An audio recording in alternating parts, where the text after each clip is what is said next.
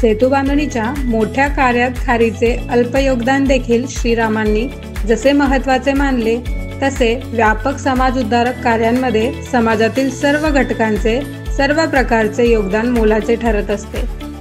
स्वतःच्या कौटुंबिक जबाबदाऱ्या सांभाळून सामाजिक बांधिलकीच्या जाणीवेने ज्या व्यक्ती व संस्था सामाजिक कार्यांमध्ये हातभार लावत असतात त्यांचे प्रथमतः कौतुक. अशाच काही संस्थांनी आपल्या माई बालसदनला भेट देऊन आपल्या संस्थेचे कार्य जाणून घेतले व त्याचे मनापासून कौतुक देखील केले.